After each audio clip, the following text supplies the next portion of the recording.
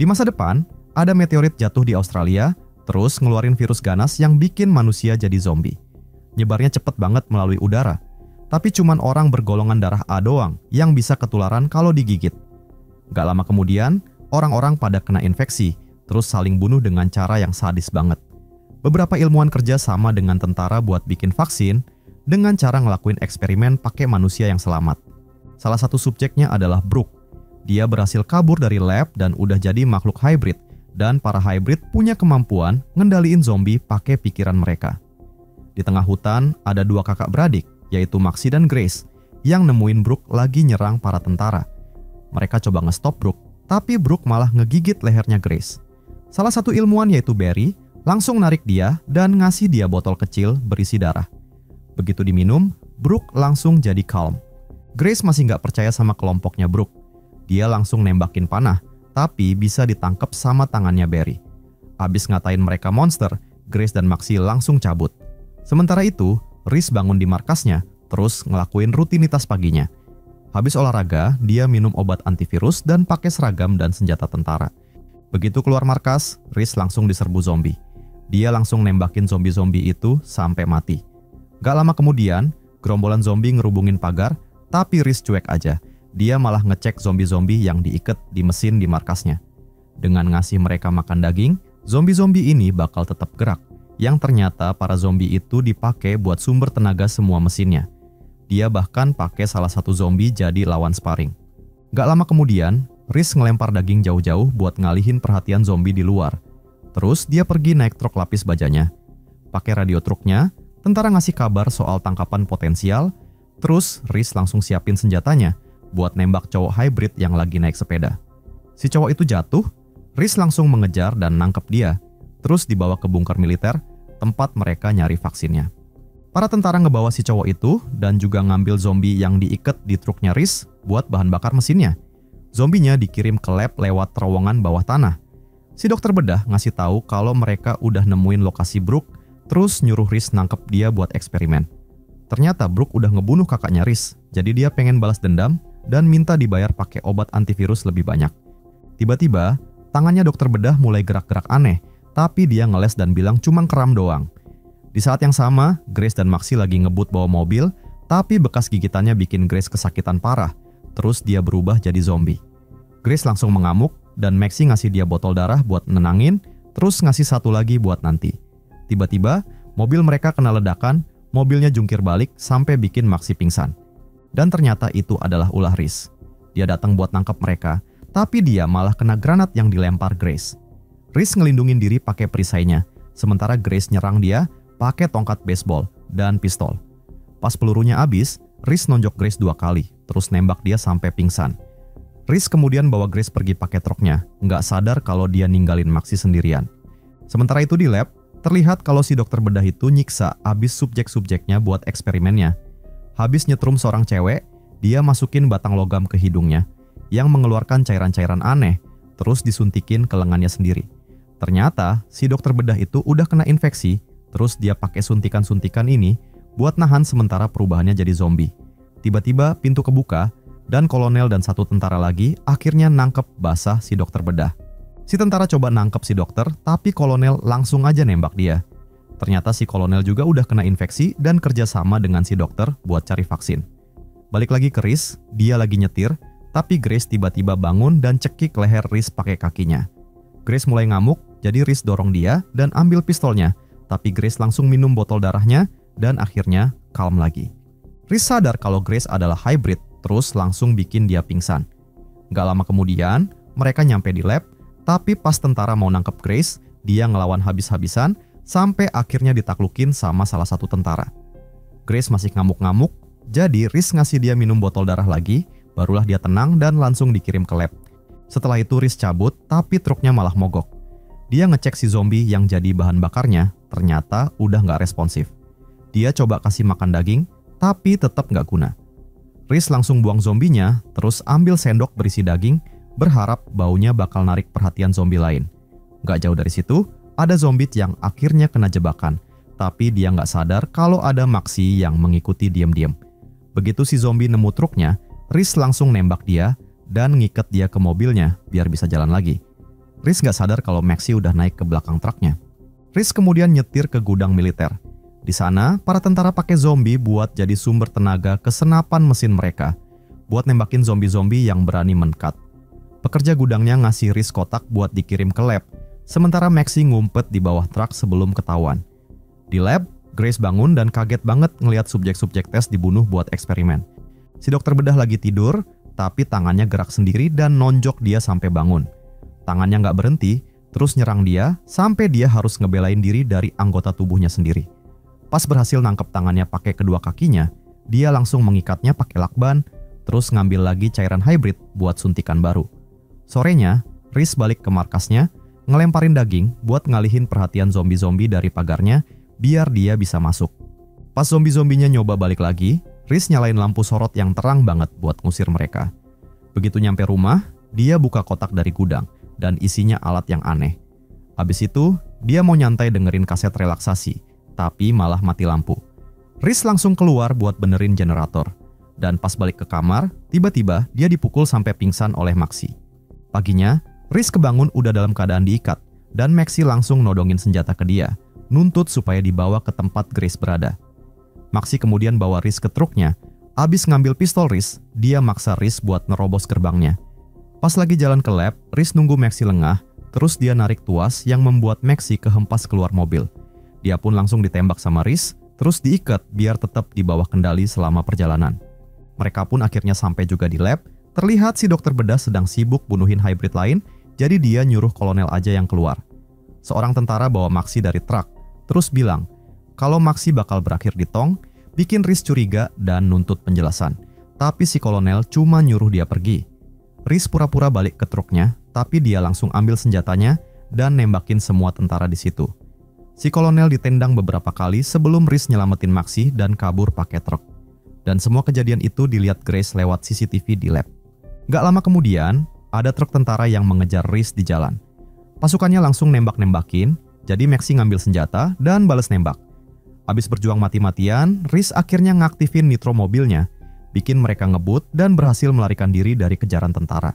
Tapi sialnya, truk militernya punya sistem nitro yang sama juga, bikin mereka berhasil nyusul. Maxi langsung narik tuas buat ngelemparin dirinya keluar sebelum para tentara nembakin truknya, sementara Riz pingsan gara-gara benturan.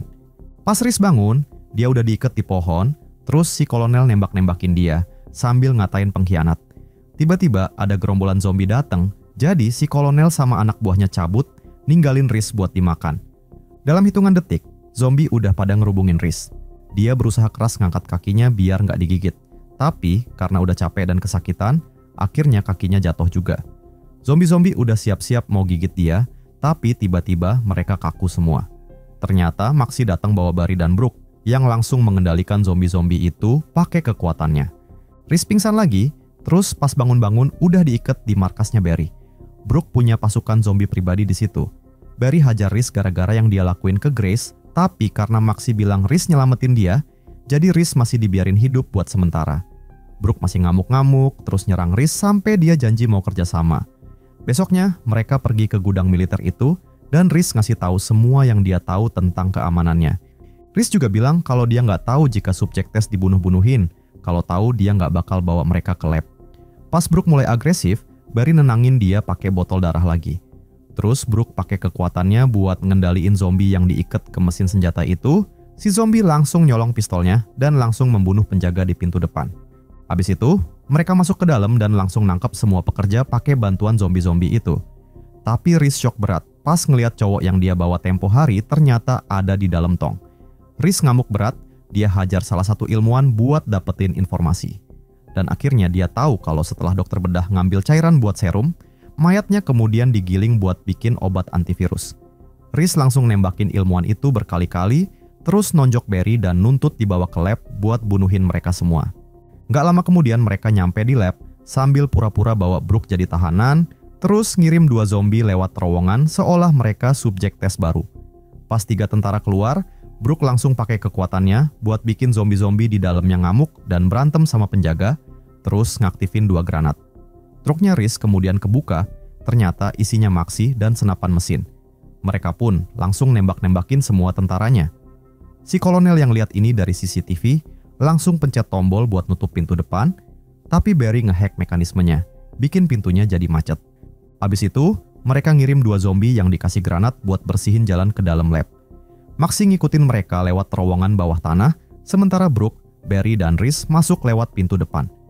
Gak lama kemudian, Maxi lihat ventilasi. Dia merangkak sampai nemuin orang yang mengawasi CCTV dan langsung dibunuh. Pintunya lab dibuka semua, jadi mereka bisa masuk lebih dalam ke lab, terus bunuh beberapa tentara sebelum ngelepasin beberapa zombie dari kandang. Brooke ngerasain ada Grace di balik pintu terakhir yang masih kekunci.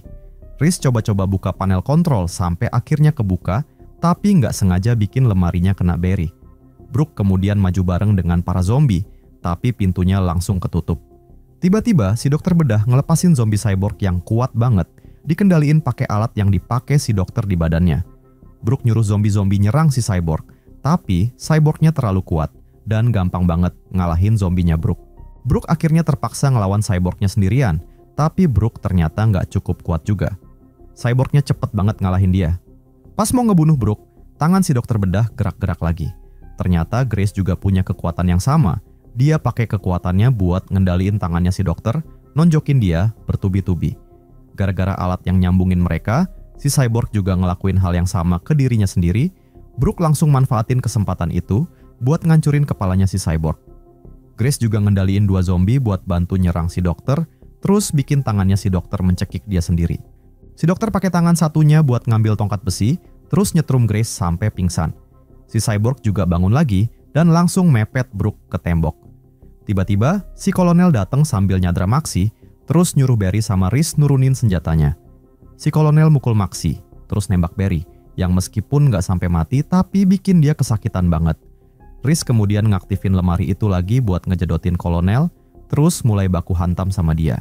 Pertarungan terjadi cukup lama, tapi pas Rhys mau menang, kolonel pakai lemari buat ngejatuhin dia. Barry berusaha ngerangkak ambil senjatanya, tapi kolonel ngeliat dia dan nyakitin semua lukanya. Pas Barry berhasil nyeruduk, Rhys langsung merangkul kolonel dari belakang, tapi si kolonel malah ngebanting Rhys dan nonjokin dia. Untungnya Barry nyelamatin Rhys dengan cara ngaktifin lemari itu lagi. Si kolonel terpental, tapi dia masih nggak nyerah. Pas mau nembak Rhys, Brooke langsung cabutin kabel-kabel listrik dan nyetrum si cyborg sampai listriknya mati total. Kolonel nembak-nembakin dalam gelap, komputernya kemudian ngaktifin tenaga darurat, tapi Maxi tiba-tiba muncul di samping kolonel, terus ngancurin kepalanya. Si dokter kemudian nelpon minta bantuan, sementara itu anggotanya ngumpul sama Brooke, tapi Brooke malah ngamuk mau nyerang Maxi. Maxi langsung masuk kandang buat nyelamatin diri, sementara yang lain pada lari ke koridor sambil nutup pintu. Mereka bingung karena semua botol darahnya udah pecah, tapi untungnya ada kulkas di ruangan itu yang isinya kantong-kantong darah. Mereka cepet-cepet buka pintu kulkas, Barry nembak Brooke biar mundur, dan Rhys langsung masuk. Tapi dia malah keselip dan jatuh, dan pas dia nyampe di kulkas, Brooke langsung lompat ke Barry dan ngegigit dia.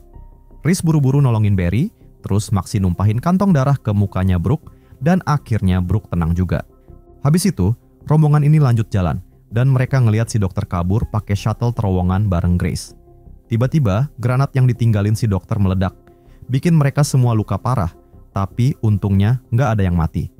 Di layar monitor, Rhys ngelihat si dokter kabur bareng pasukan bantuan yang baru datang, dan tiba-tiba layarnya mati, dan komputer ngumumin proses penghancuran diri dimulai. Semua pintu langsung pada kekunci. Cuman ada 30 detik tersisa, sementara Barry udah mulai berubah jadi zombie juga, jadi Brooke langsung mikir cepet buat nyusun rencana. Brooke nyambungin Barry ke komputer, terus masukin Rhys dan Maxi ke shuttle terowongan, yang diaktifin sama Barry pakai napasnya sendiri sebagai bahan bakar. Mereka berdua berhasil keluar, pas banget sebelum labnya meledak, sementara Barry dan Brooke akhirnya tewas. Rhys nemu motor yang ada zombinya, terus dia ngambil mayat tentara buat dikasih makan ke zombie itu biar motornya bisa jalan. Di saat yang sama, si dokter dan anak buahnya pergi ke markasnya Rhys buat nyari kotak yang isinya alat aneh tadi. Mereka merantai Grace ke meja, terus nyambungin alat itu ke hidungnya Grace dan si dokter buat transfer darahnya Grace ke si dokter. Salah satu tentara ada yang curiga, terus nyoba ngecek lengannya si dokter yang ternyata udah digigit. Tapi semua udah telat. Si dokter udah berubah jadi hybrid juga, dan dia langsung nembakin 2 tentara itu. Pas Rhys sama Maxi nyampe, mereka cuma ngeliat Grace doang. Maxi sedih banget kehilangan adiknya, dan tiba-tiba si dokter nyerang Rhys dari belakang, terus headbutt sampai jatuh. Si dokter bawa Maxi ke kandang, terus mulai baku hantam sama Reese. Dengan kekuatan barunya, si dokter hajar Reese sambil mengolok dia, karena bodoh banget nggak curiga apa-apa selama setahun penuh. Nggak lama kemudian, si dokter berhasil ngebanting Reese, dan ketika mau ngancurin tengkoraknya, tapi tiba-tiba Grace bangun dan langsung nusuk dia pakai besi. Terus dia pakai kekuatan hybridnya buat ngancurin si dokter. Pas sudah selesai, Grace mau nyerang Reese, tapi untungnya dia nemu kantong darah yang disimpan Reese di rompinya. Dia langsung minum dan akhirnya bisa kembali tenang. Sementara Grace ketemu lagi dengan Maxi, Reese ngelihat si dokter masih hidup, meskipun badannya udah jadi dua. Reese langsung nembak kepalanya sampai akhirnya si dokter mati beneran. Abis itu, Reese mulai batuk-batuk, tapi pas ngelihat obatnya, dia inget semua kekejaman yang udah terjadi akibat kebodohannya. Jadi, dia buang aja semua obatnya. Reese udah mau bunuh diri buat nebus semua dosa-dosanya, tapi Grace ngestop dia. Maxi bilang ke Reese buat minum aja obatnya, biar bisa terus berjuang bareng mereka, karena itu adalah cara yang lebih baik buat nebus semua dosa-dosanya, yaitu dengan cara bantuin orang lain. Reese setuju dan minum obatnya, dan akhirnya mereka pun ngelanjutin perjuangannya.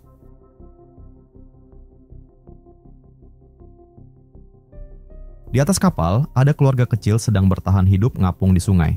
Bapaknya, Andy, si ibu, Kay, sama si bayi mungil Rosie.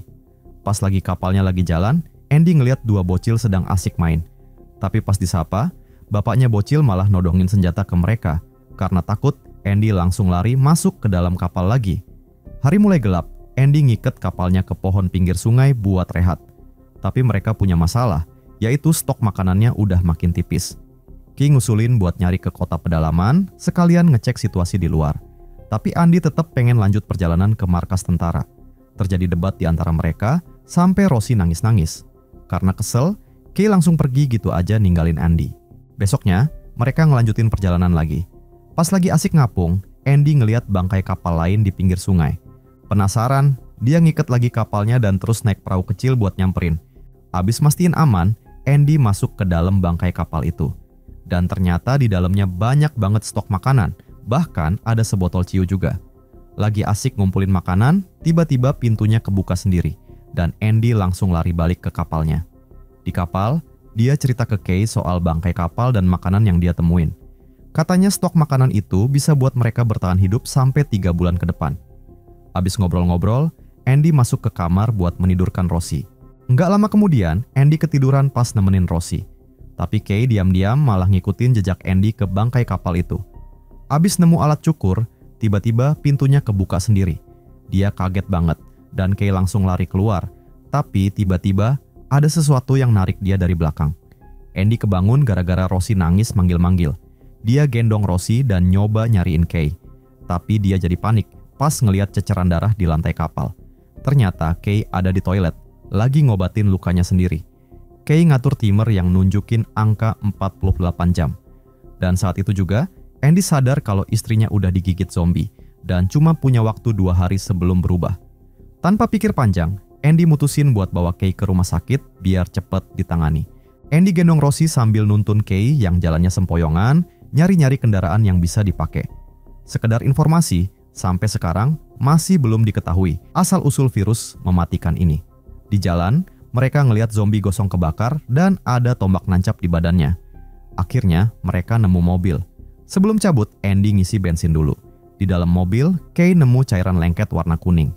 Tiba-tiba, ada zombie jalan ngedeketin mereka. Kay ngasih kode ke Andy pakai lampu sein mobil. Dan ngerti kode bahaya itu, Andy langsung masuk mobil dan terus tancap gas. Abis agak jauh, Andy minggir buat ngecek peta. Sementara istrinya gantiin popok Rosie. Tapi pas nengok ke depan lagi, si Kay udah nggak ada. Sementara Rosie nangis-nangis. Andy yang panik langsung keluar mobil dan nemu Kay sedang kejang-kejang di tanah dan darah keluar dari mulutnya. Andy langsung amanin Rosie dan mencoba nenangin Kay. Beberapa saat kemudian, Kay kebangun.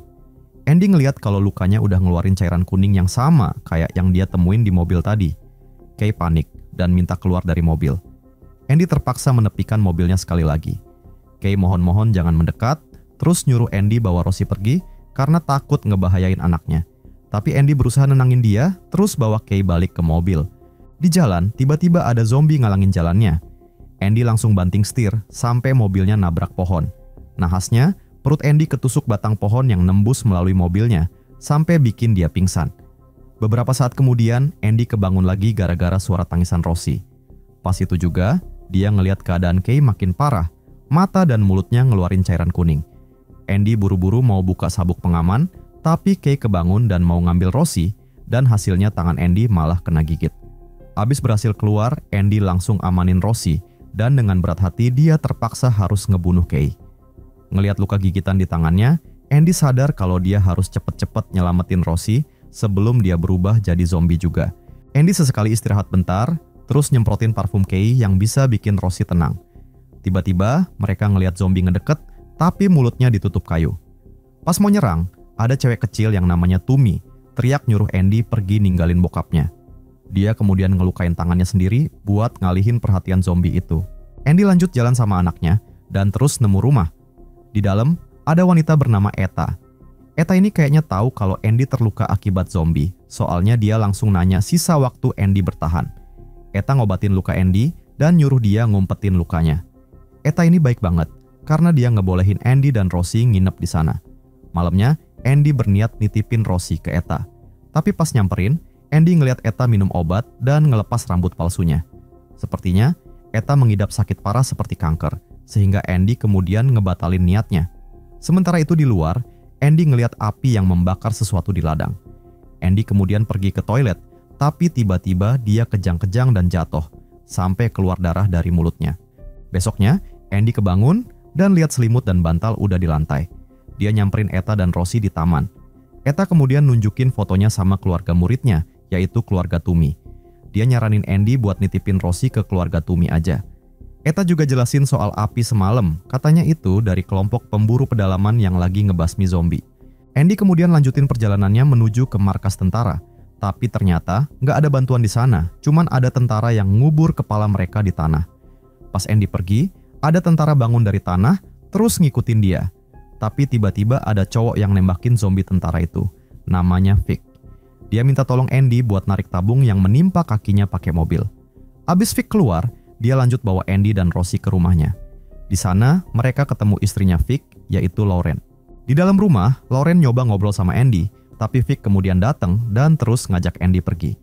Andy nitipin Rosie ke Lauren, sekalian ngasih parfum Kay biar Rosie tenang. Vic kemudian bawa Andy ke jeruji besi, yang ada orang di dalamnya. Di luar jeruji, banyak banget zombie ngerubungin orang itu. Vic kemudian ngajak Andy nembakin zombie-zombie itu. Abis beres, mereka deketin jeruji, dan Andy kaget banget pas tahu orang yang dijadiin umpan itu adalah Tumi. Ternyata, Vic sengaja mancing zombie buat datang terus dibunuh, biar dia bisa ngambil barang-barang berharga mereka. Vic ngarep barang-barang itu bakal berguna kalau keadaan udah normal lagi. Di rumah, Lauren lagi sibuk bersihin Rosie yang kena cairan kuning dari Andy. Pas Vic sama Andy balik, Lauren bilang ke Andy kalau Rosie udah bersih. Malamnya, Andy menggigil kedinginan. Dia keluar rumah, niatnya mau bunuh diri. Tiba-tiba, Lauren datang bawa Rosie dan nyegah Andy bunuh diri. Lauren cerita kalau Vic itu orang jahat, terus minta Andy bawa dia, dan Rosie pergi menjauh dari Vic.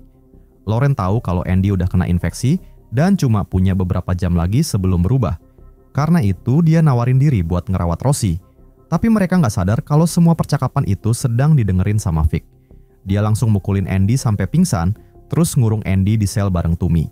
Di dalam sel, Tumi ngajak Andy kerjasama buat kabur. Andy kemudian ngiket daging yang dia dapat ke rantai pintu sel. Zombie-zombie pada ngendus daging itu, terus narik rantainya dan ngebuka pintu selnya. Mereka pun akhirnya berhasil keluar, meskipun tangan mereka masih terikat rantai. Mereka kemudian balik ke rumah Vic buat jemput Rosie dan Lauren, sekalian nyari kunci buat ngelepasin rantainya. Pas mau kabur, Vic kebangun dan langsung nodongin senjata ke Andy. Lauren nyoba ngelindungin Andy dan Rosie, tapi akhirnya dia yang kena tembak. Sementara Andy dan Tumi langsung melarikan diri. Mereka kemudian ngumpet di dalam gua, tapi Vic ternyata masih ngejar pakai mobilnya. Tapi nggak nemuin mereka, sehingga Vic kemudian pergi. Sementara itu, Tumi ngeliat Andy mulai bertingkah aneh, kayaknya dia mulai tertarik sama darah dan daging. Besoknya, mereka lanjut jalan lagi. Andy berusaha keras nahan diri biar nggak berubah jadi zombie. Tumi lari duluan, katanya mau ngecek sesuatu. Ternyata, dia ke tempat dia nyimpen bokapnya yang udah jadi zombie. Tapi Tumi sedih banget pas tahu bokapnya udah mati, terus dia pun dikubur di bawah pohon itu. Tumi kemudian mukulin kepalanya sendiri pakai batu. Andy mau nyoba nyegah, tapi dia malah dipukul juga. Andy berusaha ngeyakinin Tumi kalau zombie itu bukan bokapnya lagi, tapi Tumi tetap nggak bisa terima kenyataan. Akhirnya Andy pergi ninggalin Tumi, soalnya waktunya udah makin habis. Andy sempat ngajak Tumi, tapi Tumi bilang dia nggak peduli sama Andy ataupun bayinya. Andy terpaksa pergi sendiri bawa Rosie. Pas dia ngeliat timernya, cuma sisa 9 jam lagi, dan Andy udah mulai berubah. Tumi yang masih di tempat itu denger Rosie nangis. Pas Andy sadar, dia ngeliat Rosie udah sama Tumi. Tumi kemudian nunjukin arah ke sungai, kayak yang Andy minta. Andy berniat nitipin Rosie ke keluarga yang dia lihat waktu naik kapal dulu. Dan karena dirasa keadaannya makin parah, Tumi akhirnya ikut Andy naik perahu juga. Beberapa saat kemudian, mereka sampai di camp keluarga itu, tapi sekarang keadaannya udah berantakan banget. Dia nyoba nyari-nyari dan terus nemu karavan. Abis mastiin kalau nggak ada orang di dalam, mereka kemudian istirahat di sana. Andy kemudian ngasih Tumi roti sambil ngobatin lukanya. Abis itu, Andy keluar bawa Rosie dan ninggalin Tumi di karavan. Andy kemudian nemuin keluarga yang dia cari tadi. Bokapnya bilang, kalau karavan sama mobil mereka sekarang jadi milik Andy. Dan ternyata Andy ngeliat ada bekas gigitan di leher pria itu. Dia bilang kalau dia punya 60 pil dan 20 pil boleh buat Andy. Abis ngobrol, Andy kemudian pergi ninggalin mereka. Gak lama kemudian, Andy dengar 3 kali suara tembakan. Dan setelah itu, si pria itu nyamperin Andy, terus nembak dirinya sendiri sampai mati. Andy naruh Rosie, terus ngambil senjata pria itu. Dia berniat mau bunuh diri juga, tapi Tumi kemudian datang buat nyegah dia. Tumi bilang kalau dia mau balik ke kaumnya, terus ngajak Andy sama Rosie juga. Mereka lanjutin perjalanan lagi, tapi pas lewat terowongan, mereka kemudian ketemu sama Vic lagi. Mereka langsung bikin strategi buat ngelawan Vic. Tumi sama Rosie ngumpet, sementara Andy nyoba duel sama Vic. Tapi sayangnya Vic berhasil ngelumpuhin Andy, dan Tumi juga bernasib sama. Andy kemudian bangkit lagi dan nyoba nyariin anaknya. Ternyata Rosie udah dibawa Vic, dan ketika Vic kayak mau patahin leher Rosie, tapi akhirnya dia balikin Rosie ke Andy.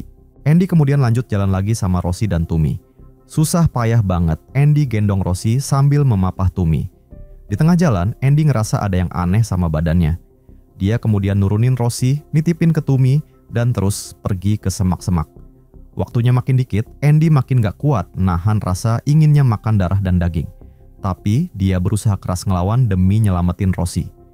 Beberapa waktu kemudian, perjalanan mereka agak lambat, karena Andy sedikit demi sedikit mulai berubah. Andy pakai daging yang dia simpan buat umpan, biar dia tetap jalan ke depan. Pas mau berubah total, Andy ngiket tangannya dan nyumpel mulutnya biar gak nyerang Rosie dan Tumi. Mereka kemudian lanjut jalan lagi, dan setelah beberapa waktu kemudian, akhirnya mereka sampai di daerah kaumnya Tumi. Tumi bersiul buat nunjukin dia adalah bagian dari mereka. Salah satu dari kelompok itu mau nonjok mereka, tapi ibunya Tumi kemudian melarangnya. Ibunya Tumi seneng banget ketemu anaknya lagi dan langsung meluk Tumi yang udah lama gak pulang. Habis ngambil Rosie dari Andy, sang ketua suku mau nusuk Andy pakai tombak. Tumi nyegahnya sebentar, terus nyemprotin parfum Kay ke sekitar Andy. Akhirnya Tumi ngizinin sang ketua suku buat ngebunuh Andy. Habis Andy mati, Rosie dibawa sama Tumi dan sukunya ke tempat mereka. Dan di sana, mereka kemudian nerima Rosie dan ngerawat dia kayak keluarganya sendiri.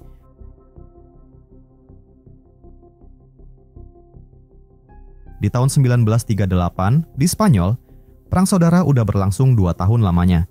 Nazi dukung kaum nasionalis dan Republik mulai kalah. Di desa kecil, warga sedang merayakan pesta kawinan, tiba-tiba muncul rombongan mobil yang dipimpin mayor Nazi. Keluarga itu nawarin minuman keras yang bikin si mayor tersedak dan bikin warga pada ngakak. Karena tersinggung, si mayor langsung nyuruh anak buahnya buat nembakin semua orang di pesta itu. Abis itu, tentara-tentara pakai masker gas, terus ngelemparin kaleng-kaleng berisi bubuk biru aneh yang nyebar ke seluruh desa. Sementara itu, Kapten Ian mau dieksekusi sama tim tembak gara-gara nyeruduk hakim. Tapi untungnya, dia diselamatin sama omnya yang berpangkat tinggi, yaitu Jenderal Lozano. Di kantornya, Lozano jelasin kalau mau balik jadi tentara, Ian harus nganterin surat ke tempat yang namanya Alarcos. Masalahnya, tempat itu ada di seberang wilayah musuh, jadi bahaya banget pastinya. Karena itu tugas ini dikasih sebagai ganti hukuman mati. Ian terpaksa terima misi ini, terus karena dia nggak bisa nyetir, ada bocah namanya De Cruz yang bakal jadi sopirnya. Dekrus ini juga lagi dihukum gara-gara kabur pas perang, jadi sekarang dia dianggap sebagai pengecut. Pas lagi mau pergi, Ian ngeliat teman tentara yang baru aja kehilangan tangannya. Jadi dia bagi-bagi rokok sebelum orang itu dibawa ke kereta Jerman pakai simbol aneh yang dipimpin sama si mayor Nazi. Abis nyetir beberapa jam, Ian sama Dekrus nemuin jalannya diblokir tentara Jerman. Pimpinannya nggak mau ngasih lewat, tapi Ian ngancem pakai pistol sampai akhirnya dibolehin pergi. Pas mereka ngacir, Ian ngeliat kalau Jerman pada masang pagar di sekitar situ. Gak lama kemudian, mereka dengar suara pesawat di atas, terus Ian pakai kaca buat ngeliat pertempurannya. Ada satu pesawat jatuh di dekat situ, tapi pilotnya berhasil keluar pakai parasut, jadi Ian nyuruh Dekrus berhenti buat nolongin si pilot. Soalnya, dia satu kubu sama mereka. Mereka berdua masuk hutan dan lihat puing-puing pesawat yang ada simbol yang sama kayak di kereta Nazi tadi. Mereka kemudian nemu si pilot, tapi udah tewas tergantung di pohon. Tiba-tiba mereka dikepung tentara dari pihak lawan yang dipimpin sama Sersan, yang langsung ambil senjata Ian dan Dekrus. Ian bilang kalau dia punya info penting biar Sersan ngedeket, terus langsung di-headbutt sama Ian. Tapi ada tokoh namanya Mata Kyuras yang nendang dia dan ngancem pakai pisau. Sersan ngelarang bunuh, katanya Ian bisa jadi sandera berharga. Pas ngecek baju Ian, mereka nemu surat misinya. Tapi di dalam amplop, cuman ada kertas yang tulisannya perang dimenangkan dengan nyali. Sersan udah kesel banget, langsung nyuruh Fus buat nembak Dekrus. Dekrus pun ngompol saking takutnya. Akhirnya, Sersan mutusin buat nyekap mereka berdua sebagai sandera, terus rombongan tentara siap-siap mau cabut. Tapi si fotografer malah ketinggalan, yang lagi sibuk foto mayat yang digantung. Tapi tiba-tiba si pilot bangun. Ternyata dia udah jadi zombie dan langsung lompat nyerang tentara itu dan gigit dia dengan brutal. Brodsky langsung nolongin temennya, ngelempar zombinya, tapi tangannya malah kena bubuk biru aneh. Zombinya masih gerak aja, dan Brodsky langsung nembak, tapi ternyata pelurunya nggak ngefek. Sampai akhirnya Sersan nembak kepalanya si zombie, dan barulah dia mati. Mereka pada bingung, apa jangan-jangan pilotnya kesurupan? Tapi tiba-tiba, teman mereka yang udah mati juga bangun lagi dan langsung nyerang. Brodsky langsung cekik lehernya dan banting ke tanah, tapi kaget banget ngelihat temennya masih hidup. Si komisaris langsung nembak kepalanya, dan akhirnya dia pun beneran mati. Setelah lihat pesawat-pesawat lain terbang, mereka ngiket tangan Ian dan Dekrus, terus bawa mereka ke camp. Tapi pas mereka nyampe, mereka kaget banget, karena campnya udah diserang, dan Brodsky nemuin bubuk biru yang sama. Mata Kyuras nemuin mayat tentara, terus lukanya berubah-ubah bentuknya, dan tahu-tahu dia bangun jadi zombie juga. Ian celingak-celinguk, ngelihat semua mayat mulai gerak-gerak. Mereka langsung pada mundur, tapi salah satu tentara muda ngelihat bapaknya yang udah berubah jadi zombie, terus lari ke arahnya, dan dia pun langsung dimakan sama zombie-zombie itu. Gak lama kemudian, para zombie mulai mendekat, mereka langsung nembak-nembakin, ngincar kepala zombie biar pelurunya ngefek. Tapi zombinya banyak banget. Mereka lari ke pantai dan berhasil kabur naik perahu. Habis itu, Sersan ngebolehin buka iketan Dekrus dan Ian, tapi sebelumnya dia nonjok Ian biar impas. Karena keadaannya genting banget, mereka sepakat kerjasama dulu, walaupun mereka beda kubu. Akhirnya mereka nyampe di pantai lain, terus ngumpetin perahunya pakai ranting-ranting dan mulai masuk hutan. Tapi di sana ternyata masih ada zombie lagi.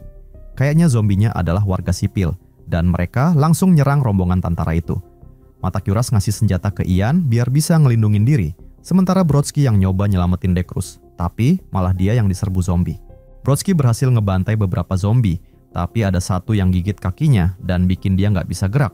Terus zombie lain langsung mengerubungi dan ngebantai dia. Mata Kyuras mau nolongin, tapi Ian nahan dia, soalnya percuma. Abis ngeliatin temennya jadi santapan zombie, mereka lanjut jalan dan pas malamnya nemu tempat perlindungan. Begitu masuk, mereka ditodong sama 3 orang, yaitu Letnan Yurel, prajurit Rafir, sama Suster Flor. Mereka juga pada ngeluarin senjata dan saling debat, tapi pas tahu kalau mereka semua kabur dari zombie, akhirnya mereka setuju buat kerjasama. Mereka nginep di safe house itu, Flor yang jadi perawat dadakan kemudian ngurusin luka-luka mereka. Pas lagi makan malam, Dekrus sadar kalau Fus itu pembalap sepeda terkenal yang pernah ngasih tanda tangan ke dia waktu kecil. Tapi Fus nyoba ngeles. Yurel nyoba ngedeketin Mata Kyuras, tapi biar nggak digangguin, Mata Kyuras cerita hal-hal sadis yang dia lakuin ke pendeta yang nyiksa adik ceweknya. Si komisaris nyari tempat sepi, terus ngeluarin HP dan nelpon orang misterius. Sementara itu, Ian pakai surat buat nyalain rokoknya, tapi panasnya malah bikin pesan rahasia muncul di kertasnya. Itu adalah peta seluruh area, dan Ian langsung simpen surat itu. Ian juga nyoba ngedeketin mata Kyuras, tapi ditolak juga. Mata Kyuras sadar kalau tangan Ian gak kelihatan bekas kerja keras atau berantem, dan Ian ngaku kalau dia sebenarnya cuma pengacara. Malamnya, mereka dengar lolongan serigala kesakitan. Pas ngintip ke jendela, ada zombie yang lagi nyamperin rumah. Rafir langsung nembak mati zombinya, tapi nggak lama kemudian gerombolan zombie pada datang mengerubungi rumah. Mereka buru-buru ngumpulin barang buat kabur. Zombie-zombie udah mulai ngerogoh-rogoh lewat jendela. Si mata Kyuras kena sambar, tapi untungnya bisa ngelepasin diri pakai pisaunya. Zombie-zombie mulai buka pintu, jadi mereka buru-buru ngeganjel pakai kotak berat sebelum kabur lewat pintu belakang. Pas zombie-zombie berhasil buka pintu dan masuk, Fuse nyalain dinamit dan ngelemparin ke arah mereka. Rumahnya pun meledak, bareng dengan semua zombie di dalamnya.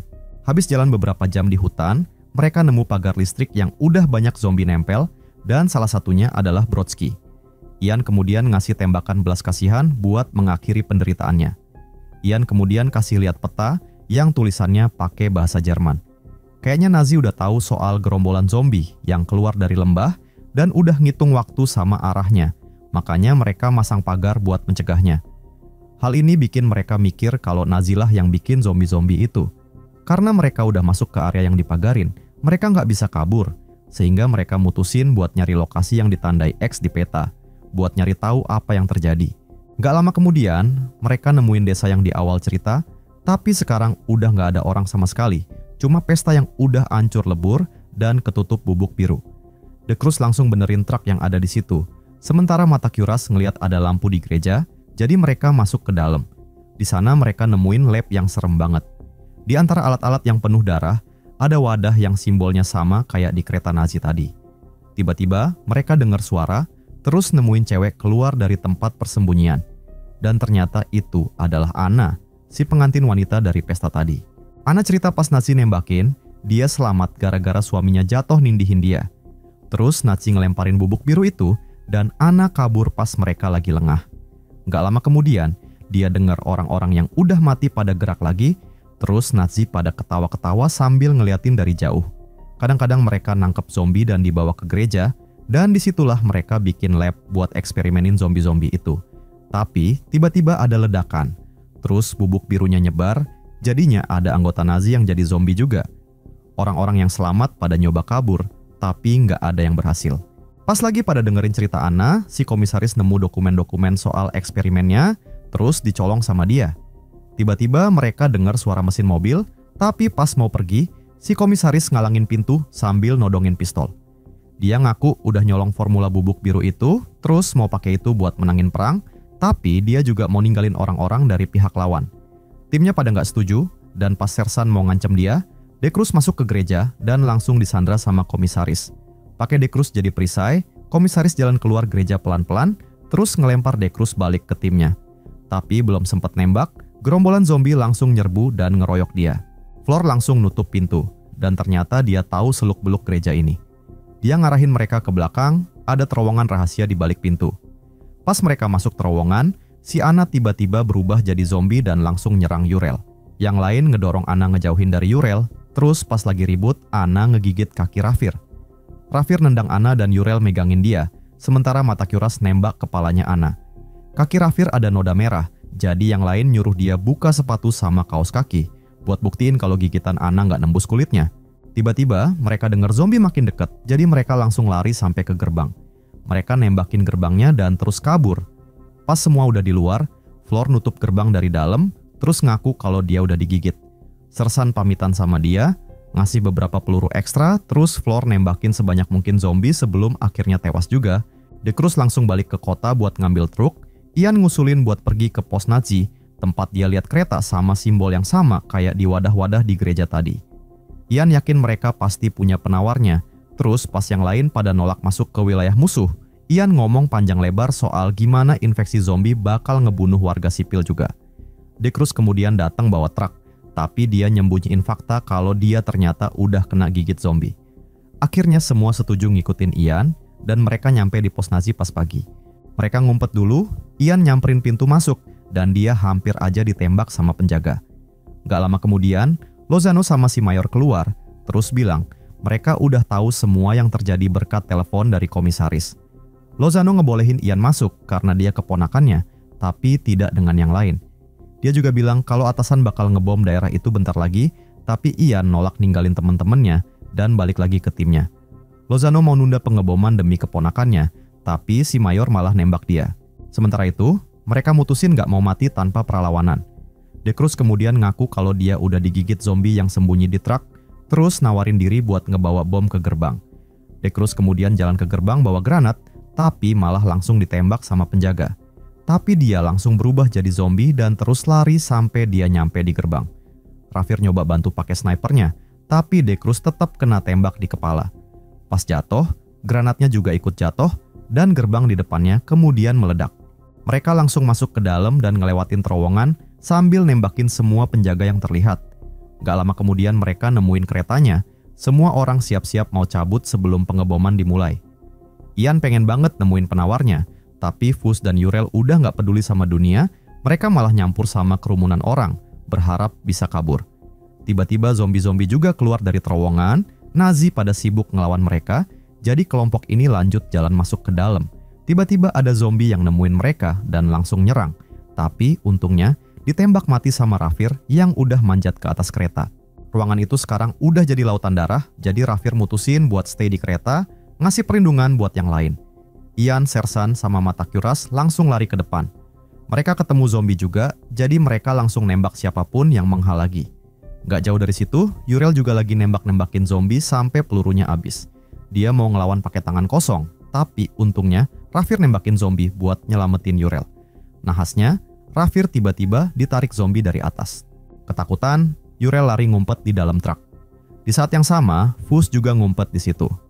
Pas lagi curhat-curhatan kangen istri, mereka ngeliat kaca spion, dan ternyata di belakang truk penuh sama bahan peledak. Fuse masih punya dinamit, terus dinyalain sama Uriel pakai rokoknya. Dan akhirnya dua orang itu pun tewas bareng ledakan gede, sekaligus semua zombinya. Balik lagi ke kelompok yang selamat, akhirnya mereka nemuin gerbong kereta yang ada simbolnya itu. Jadi Sersan mutusin buat nyari lokomotifnya, biar bisa ngebawa kereta itu kabur. Sementara Ian sama Matakyuras nyari penawarnya. Di dalam kereta, mereka nemuin si Mayor, lagi nyuntikin dirinya sendiri. Ian ngira dia udah buang-buang penawarnya, tapi si Mayor malah bilang kalau nggak ada penawarnya. Dia malah bangga dan bilang kalau dialah yang menciptakan bubuk itu. Terus girang banget pas badannya mulai berubah jadi zombie. Tapi Matakyuras langsung aja nembak kepalanya si Mayor. Beberapa saat kemudian, zombie-zombie udah mulai ngegedor-gedor pintu. Ian mundur, tapi dia nggak tahu kalau ada zombie di rantai di balik tirai. Zombie itu langsung gigit tangannya Ian. Matakyuras langsung nembak zombinya, terus motong tangan Ian biar nggak berubah. Begitu tangannya copot, tangannya langsung berubah. Zombie-zombie akhirnya berhasil buka pintu, jadi Ian dan Matakyuras langsung sembunyi di kompartemen kecil. Di bagian lokomotif, Sersan berhasil nyalain kereta, tapi dia langsung dikepung zombie. Abis nembakin beberapa zombie, dia pakai peluru terakhirnya buat bunuh diri, biar nggak berubah jadi zombie. Pas kereta keluar dari terowongan, pesawat-pesawat akhirnya ngebom daerah situ, dan akhirnya semua zombie pada mati.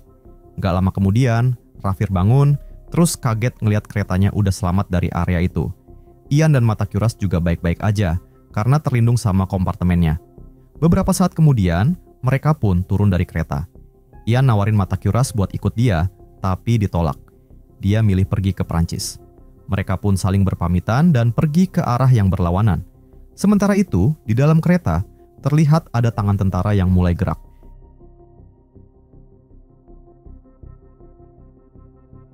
Lagi hari biasa di kota, segerombolan temen lagi siap-siap buat liburan bujang ala cowok-cowok.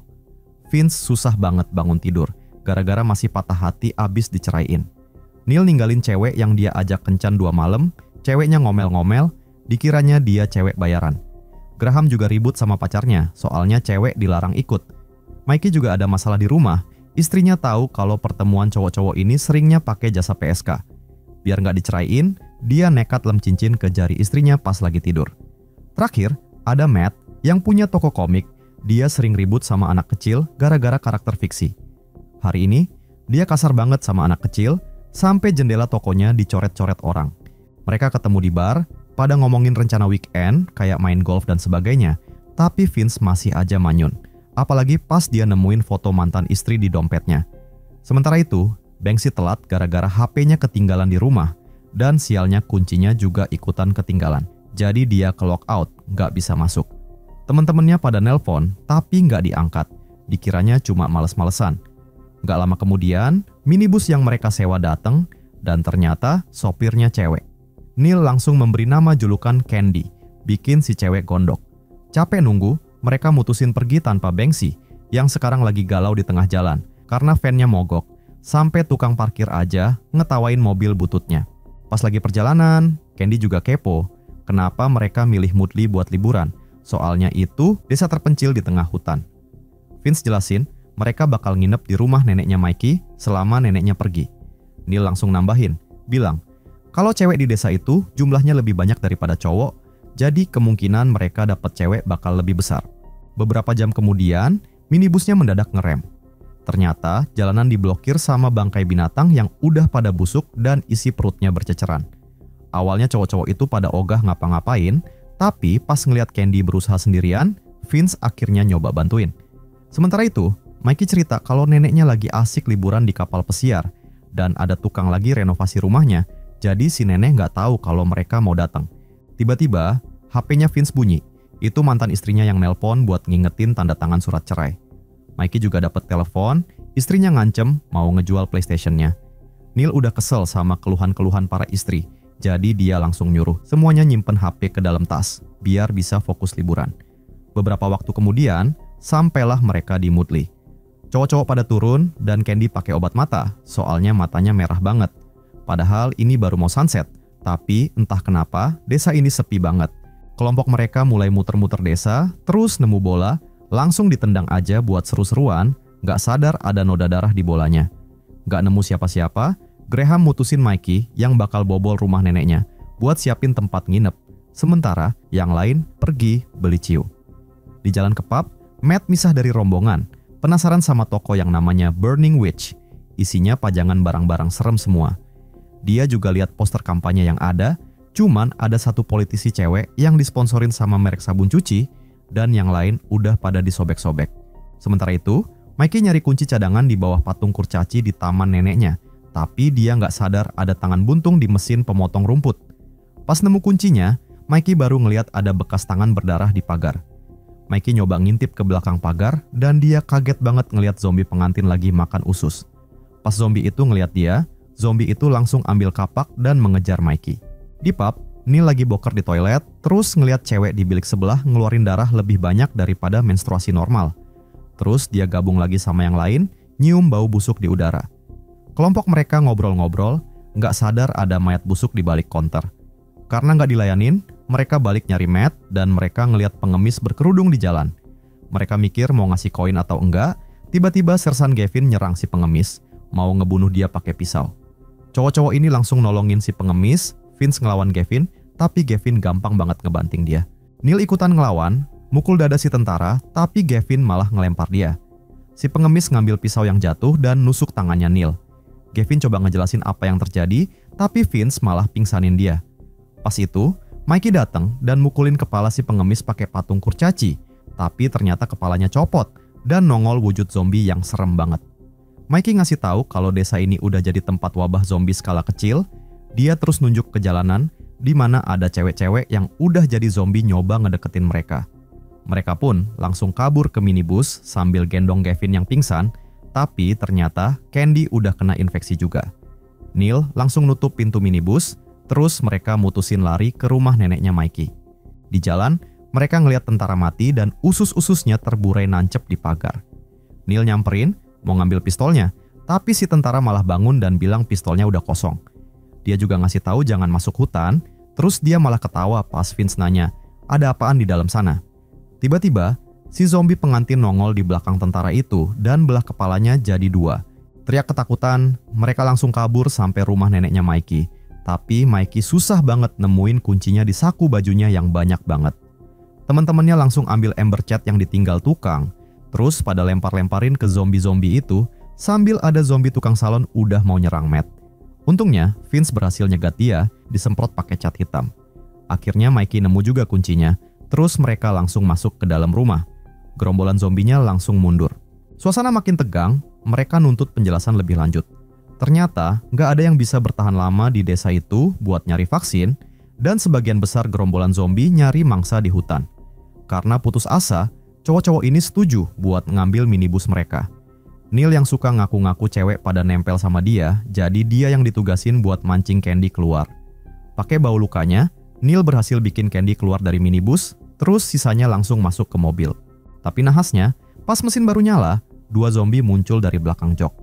Mereka langsung pada kabur lagi, terus Patrick coba ngambil tas isi HP, tapi zombinya juga mau ngambil. Mereka tarik-tarikan sampai talinya putus. Zombie satunya nyerang Patrick pakai kapak, tapi Patrick ngeles dan lari ke arah papan reklam. Si zombie berhasil nyusul dan nusuk kaki Patrick pakai kapak, tapi Patrick terus naik ke papan reklam yang nggak bisa diraih zombie-zombie itu. Pas ngecek tasnya, dia kecewa banget karena isinya ternyata bola golf. Sisa kelompok mereka pada dikepung zombie di jalan, nggak ada jalan kabur lagi. Tiba-tiba, Patrick dapat ide, yaitu mukul bola golf kayak baseball ke arah zombie-zombie itu, lumayan buat pengalih perhatian. Vince sama Matt ngumpet di toko mainan, sementara Gavin, Graham, sama Mikey masuk ke toko baju. Neil ngambil bola-bola golf yang berserakan buat dilemparin ke zombie, terus ngumpet di dalam rumah samping gereja. Tapi tiba-tiba ada yang mukul dia sampai pingsan. Di toko mainan, mereka lupa ngunci pintu dan akhirnya harus berantem sama zombie yang hampir aja nerobos masuk. Matt nemu banyak banget nitro fluid yang biasa dipakai buat mobil-mobilan remote control. Dia langsung nuang dikit cairan itu ke tangan zombie, terus dibakar pakai koreknya Vince. Di toko baju, Graham ngeliatin zombinya kebakar, tapi Gavin narik dia dari jendela, ngingetin mereka harus ngumpet. Mereka nyari-nyari di tempat itu, tapi lantainya ada noda-noda sama ada kepala buntung di rak. Di ruang ganti, ada zombie penjaga toko yang lihat mereka, dan Gavin langsung pakai peluru terakhirnya buat nembak si zombie. Tapi, sayangnya, suara tembakan itu malah bikin zombie di luar pada ngumpul. Sementara itu, Matt nemu walkie-talkie mainan, terus dipasangin ke mobil-mobilan remote control. Mobil-mobilannya dikirim ke jalanan, ngelewatin kaki zombie-zombie sampai nyampe ke toko baju. Mikey berhasil nerima walkie-talkie-nya, dan kedua kelompok ini akhirnya bisa komunikasi. Mereka sadar kalau Neil nggak ada sama mereka berdua. Dan ternyata Neil udah ditangkap zombie dan dia kini diikat di kursi. Di depannya ada kue yang didekorasi dengan bagian tubuh manusia dan langsung dimakan sama si zombie. Zombie itu kemudian motong jari Neil dan langsung dimakan pakai krim. Di papan reklame, Patrick stay cool gara-gara rekaman meditasinya, padahal zombie cewek itu sedang menebang tiangnya pakai kapak. Sementara kelompoknya sedang bikin rencana lewat walkie-talkie. Mickey naruh kepala buntung di mobil, terus Gavin nari-nari di jendela buat ngalihin perhatian gerombolan zombie. Pintu kebuka, mobil keluar, Vince nyetir ngelewatin zombie-zombie biar pada ngikutin. Terus, Mikey keluar toko buat nyari mobil yang bisa dipakai, dan dia nemu truk militer. Tapi kacanya nggak bisa dipecahin, meskipun dia udah coba berbagai macam cara. Saking frustasinya, dia malah nggak sengaja nyalain alarm mobilnya, bikin zombie-zombie pada balik lagi. Mikey terpaksa ngumpet di gedung terdekat yang ternyata itu adalah rumah jagal.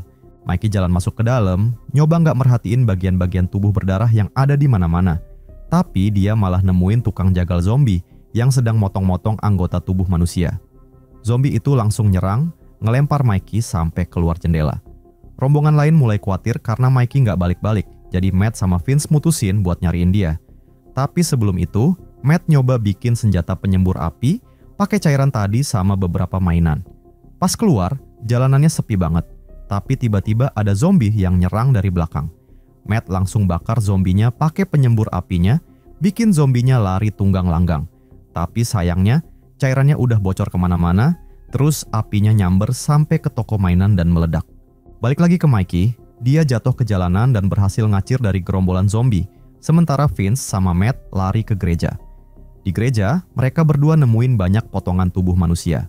Ternyata tempat ini dulunya adalah markas militer, jadi mereka pakai walkie-talkie buat nyuruh teman-temannya ke sana.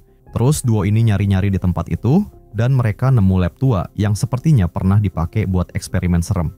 Cowok-cowok yang di toko baju pada putusin buat dandan jadi cewek, biar bisa keluar aman, karena zombie-zombie itu cuma nyerang cowok doang. Sementara itu, si zombie pengantin berhasil nebang tiang papan reclaim, bikin Patrick jatuh. Zombie itu langsung mengejar dia, dan Patrick langsung lari ke minibus tapi nemuin si Candy megang stick golfnya. Dia langsung ambil stick golf itu dari Candy dan buru-buru nutup pintu, terus hajar zombie yang mengejarnya. Balik lagi ke trio yang dandan jadi cewek, mereka lagi ribet sama zombie yang mulai curiga, terus nonjok mereka. Tapi mereka bales, sampai kepala zombinya copot. Pas itu juga, Patrick nemuin mereka, terus mereka pergi ke gereja rame-rame. Sementara itu, Neil malah nantangin zombie itu biar makin deket, pisaunya yang ada listriknya malah motong tali. Terus Neil ngambil pisaunya buat nyerang zombinya, dan langsung kabur. Pas di pintu, dia ngeliat gerombolan zombie lagi ngejar dia, jadi dia manjat ke atap lewat jendela. Dari atas, dia ngeliat kelompoknya di pintu gereja, tapi pas mau melambaikan tangan, atapnya malah jebol, terus dia jatuh ke ruangan yang isinya dancer-dancer eksotis yang udah jadi zombie, yang lagi pada makan. Para dancer itu pada berebut mau makan Neil, tapi Neil langsung kabur dan akhirnya ketemu lagi sama teman-temannya. Mereka langsung sembunyi di dalam gereja pas gerombolan zombie nyampe. Matt nyalain komputer, dan layarnya nunjukin kalau seluruh desa ini udah diawasi. Terus politisi yang ada di poster nongol, nuntut laporan terkini. Pas ngeliat muka-muka asing, dia langsung tutup telepon. Tiba-tiba alarm di jamnya Gavin bunyi, ngasih tahu kalau fase 2 udah dimulai. Di luar, zombie-zombie cewek jadi lebih pinter, lebih cepet, dan lebih aneh. Sementara Gavin jelasin kalau fase 1 adalah penyakit, disorientasi, sama psikosis. Si zombie kapak udah mulai ngebacok pintu, terus Gavin bilang dia nemu alat buat ngontrol eksperimennya.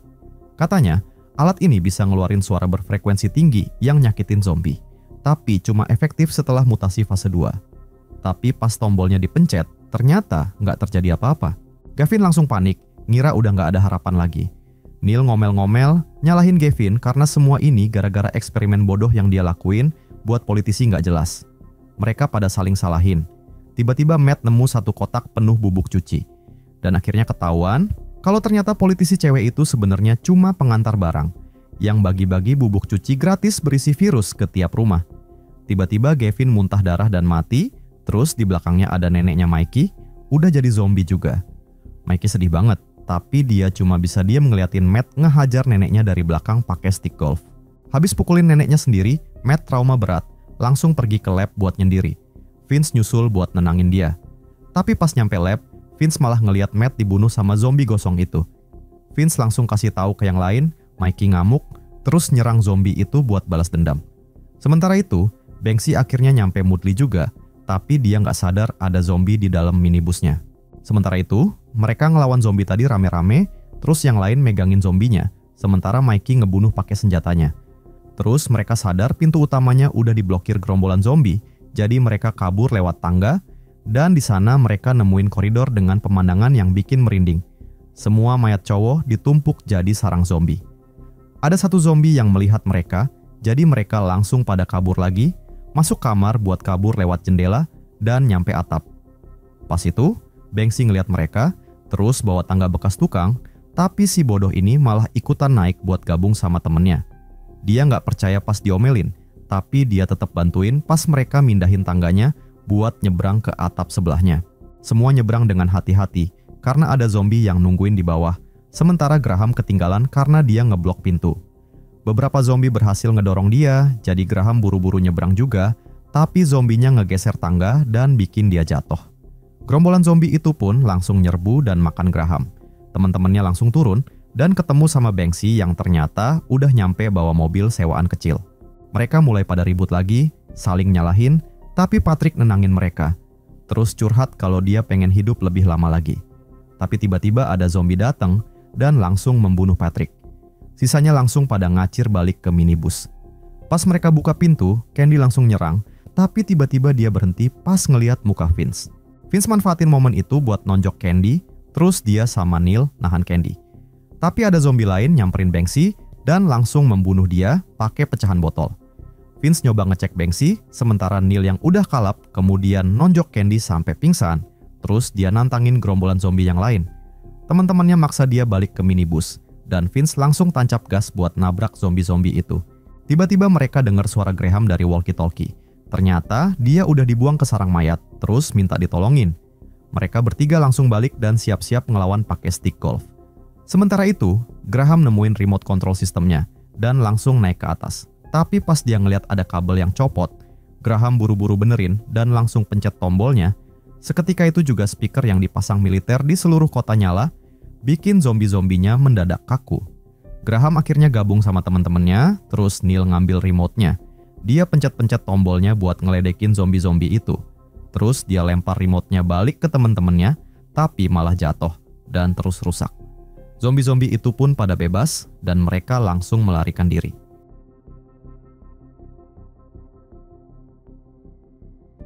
Cole, seorang diri di ruangan gelap di London, sedang ngerekam pengalamannya ngalamin wabah zombie baru-baru ini. Dia ngejelasin kalau dia udah ngerusak puluhan nyawa buat perusahaan farmasi Engen, dan terus cerita pengalamannya dari awal, yang terjadi 2 bulan yang lalu. Direktur perusahaan, yaitu White, ngumumin RAK 295, obat penambah performa yang bisa bantu orang mengatasi stres sehari-hari. 30.000 relawan, termasuk Angela, ikutan uji coba awal, dan White yakinin media kalau obat mereka tidak memiliki efek samping negatif. Tapi sebulan kemudian, tahap terakhir uji cobanya gagal total. Semua relawan ngalamin efek samping parah, seperti demam tinggi, muntah-muntah, sama pendarahan internal. Cole cuma bisa nonton dengan shock pas subjek tes pada teriak-teriak kesakitan.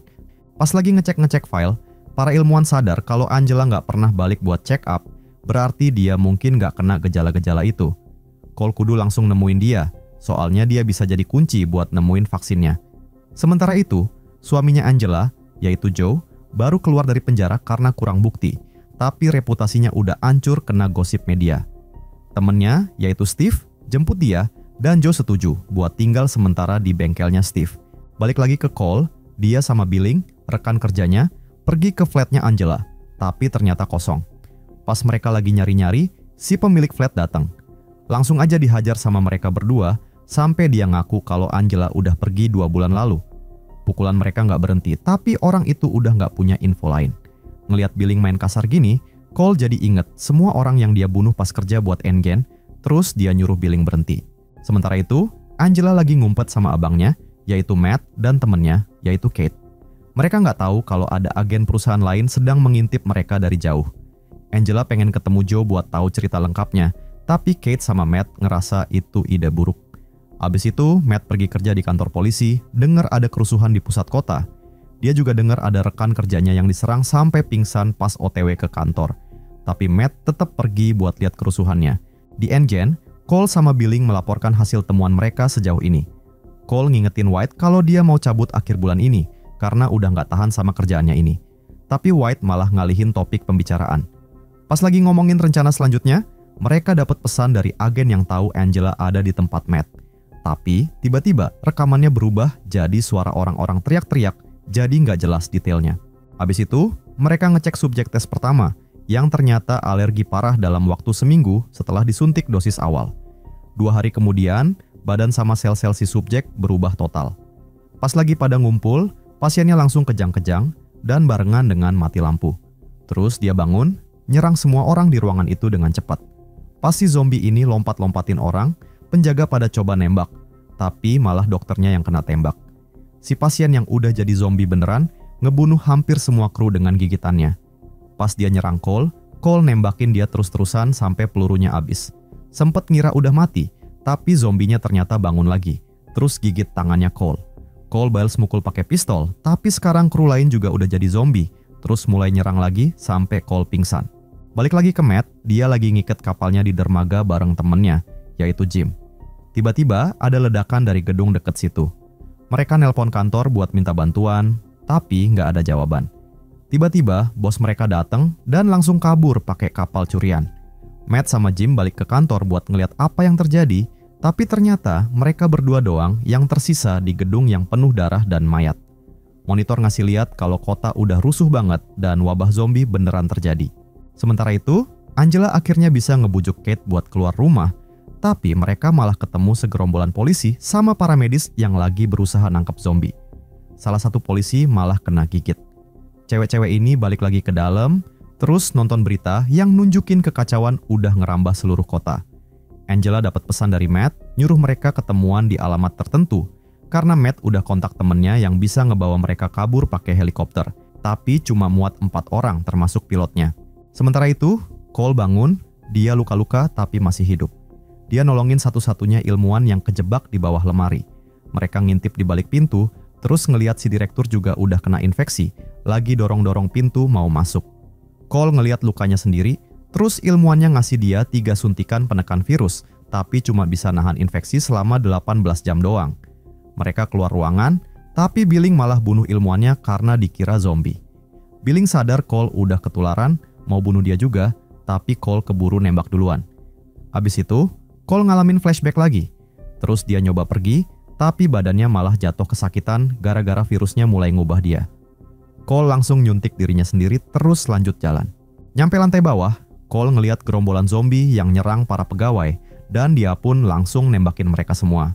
Dia terus ke parkiran, tapi di situ juga penuh zombie yang nyoba ngejar di antara mobil-mobil. Mereka cuma berhenti pas ada pengendara lain yang datang jadi santapan mereka. Zombie-zombie ini cepet banget larinya, tapi abis lari-larian, Cole berhasil dapetin mobil dan kabur sambil dikejar sama gerombolan zombie. Sementara itu, Angela sama Kate cabut naik mobil buat ketemuan sama Matt. Cole nyampe di situ, tapi nggak sempat ngejar mereka. Untungnya, dia masuk ke rumah dan nemuin peta yang mereka tinggalin sama plat nomor mobilnya. Balik lagi ke Joe, dia sama Steve lihat di TV kalau Inggris udah ngumumin keadaan darurat. Joe mau nyari Angela, tapi Steve bilang Angela mungkin lebih aman di tempat lain. Di jalanan, Angela sama Kate kejebak macet karena semua orang pada mau kabur. Pas itu juga, zombie-zombie nyampe ke area ini juga, semua orang langsung lari tunggang langgang. Karena bingung, si cewek-cewek ini nabrak beberapa mobil buat kabur dari macet, ngasih kesempatan buat Cole ngikutin mereka lebih gampang. Sayangnya, ada zombie polisi yang lihat Cole dan langsung loncat ke atas mobilnya. Cole langsung nembak dadanya, tapi nggak mempan. Zombinya malah ngebales dengan cara nerobos masuk mobil lewat jendela penumpang buat nyerang Cole, yang coba melawan zombinya. Tapi zombinya nggak mati-mati, jadi Cole terpaksa ninggalin mobilnya, terus nyolong sebuah taksi. Pas keluar kota, Cole lihat zombie-zombie nyerang warga di mana-mana. Nahasnya, nggak lama kemudian, mobilnya kehabisan bensin. Sekarang, Cole terkepung sama gerombolan zombie, jadi dia langsung lari ke hutan buat ngumpet. Sementara itu, mobilnya Angela sama Kate mulai ngadat, jadi mereka mampir ke bengkelnya Steve. Tapi di sana mereka malah ketemu Joe. Joe sakit hati gara-gara Angela cuekin dia, terus cewek-cewek ini makin bete pas dengar mobilnya nggak bisa dibenerin. Angela ngomong mereka harus nemuin Matt sama helikopternya, tapi Joe ngotot semuanya harus stay di situ, karena di luar bahaya banget. Mereka pada ribut, dan tiba-tiba ada yang menggedor pintu. Semuanya ngumpet, sementara Joe bukain pintu hati-hati. Dan ternyata itu adalah Lavinia sama Jeffrey yang kabur dikejar zombie. Gak lama kemudian, zombie yang mengejar mereka jebolin pintu, tapi Steve langsung nembak dan hajar zombinya. Lavinia sama Jeffrey bilang mereka harus buru-buru cabut karena semua orang udah ninggalin kota dan gak ada harapan buat selamat di sini. Tapi masalahnya, helikopternya gak muat buat bawa mereka semua. Sementara lagi ngebarikade pintu yang jebol, Cole nyampe bengkel juga. Tapi dia mulai kesakitan lagi, jadi dia pakai suntikan yang kedua. Terus dia masuk pas zombie-zombie juga ikutan nerobos.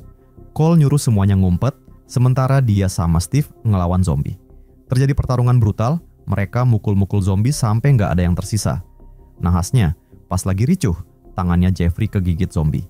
Sementara itu, Matt sama Jim lagi jalan-jalan di kantor polisi, dan mereka nemuin rekan kerja yang udah pada jadi zombie. Mereka langsung kabur, dikejar-kejar zombie. Jim ketangkap zombie, tapi mereka berhasil lolos dan naik ke perahu lain buat kabur. Untungnya, zombie-zombinya nggak ngejar, mungkin mereka nggak bisa berenang. Jim minta Matt bunuh dia aja sebelum telat, tapi Matt gak tega ngebunuh teman sendiri. Balik lagi ke bengkel, Cole langsung potong jari Jeffrey yang kena gigitan biar infeksinya nggak nyebar. Terus dia ngusulin ide pakai helikopter buat nganterin semua orang, bolak-balik gitu. Tapi Joe nggak suka idenya, takut pilotnya nggak balik lagi, dia milih naik van aja sama Angela. Cole nggak mau, sehingga terjadi cekcok lagi di antara mereka. Angela pergi biar nggak ikutan emosi, terus Cole nyusul buat nunjukin ID kantornya, bilang cuman Angela yang bisa ngehentiin wabah ini. Angela sebel banget jadi kelinci percobaan, dia pergi ke ruangan lain buat mikir-mikir dulu. Gak lama kemudian, Joe nyusul buat nenangin dia. Angela cerita soal kemungkinan vaksinnya, terus ngaku kalau dia lagi hamil dan mau ngejaga bayinya. Joe langsung janji bakal jadi bapak yang baik dan akhirnya mereka baikan. Cole nguping pembicaraan itu dari balik pintu, terus dia flashback ke masa dia harus ngebunuh cewek hamil, cuman gara-gara disuruh. Habis itu, Cole ngumumin mereka bakal pergi pakai van-nya Steve. Pas lagi siap-siap, Joe bilang ke Cole kalau dia nggak bakal biarin anak dan istrinya jadi kelinci percobaan. Tiba-tiba, gerombolan zombie jebol masuk. Lavinia sama Jeffrey langsung nyekap Kate biar bisa naik helikopter duluan. Zombie-zombie masuk ke bengkel, Cole langsung nyoba ngelawan. Bunuhin mereka pakai kapak sama pistol. Sementara Angela sama Joe bawa van dan yang lain pada ngacir. Pas dikepung, Cole nembak drum bensin dan langsung meledak. Tapi sayangnya, zombie masih aja datang. Sehingga Cole terpaksa kabur pakai motor. Sementara itu, Matt sama Jim berhasil nyampe di tempat ketemuan. Tapi Matt terpaksa ninggalin Jim di kapal karena Jim udah mulai berubah jadi zombie. Matt langsung lari ke helikopter, tapi taunya malah ada darah di mana-mana dan kokpitnya kosong. Dia langsung menghubungi markas pakai radio di helikopter, terus dikasih tahu kalau dia cuma punya waktu 12 jam buat nyampe ke tempat evakuasi. Tiba-tiba, Jim nyerang Matt. Matt gak tega bunuh temennya sendiri, jadi dia kabur dan ngumpet sampai Jim pergi. Pas lagi nyari tempat persembunyian baru, kelompok mereka tiba-tiba diserbu zombie. Jeffrey sama Lavinia langsung sembunyi di dalam gedung, terus pas lagi ricuh, Steve malah kena gigit. Kate memohon-mohon biar dibolehin masuk, tapi Lavinia nolak mentah-mentah. Tapi Jeffrey merasa kasihan, jadi dia bukain pintu. Pas Kate masuk, dia nampar mereka berdua, ngomel-ngomel sama kelakuan mereka yang egois. Gak lama kemudian, Joe sama Angela datang juga. Joe langsung sedih banget ngelihat temennya sekarat. Cole juga nyampe, terus Joe ngancem dia pakai pisau, tapi Cole natap mata Joe dan tahu kalau Joe gak bakal tega ngebunuh orang. Terus Cole ngasih pistolnya ke Joe buat dikasih ke Steve. Pamitan sama Steve sebelum Steve bunuh diri, biar gak berubah jadi zombie. Abis itu, Cole bawa kelompoknya kabur pakai van, tapi baru aja jalan beberapa kilo, Angela minta berhenti karena dia berubah pikiran. Cole berusaha ngingetin dia kalau Angela satu-satunya harapan umat manusia. Dan tiba-tiba ada gerombolan zombie datang lagi. Cole langsung tancap gas buat kabur, tapi jalanannya rusak banget, sehingga van-nya kemudian nabrak. Joe nyolong pistol Cole pas semua lagi panik, terus mereka ninggalin mobil, tapi Kate gak bisa ikut, karena ada besi yang nancep di lehernya.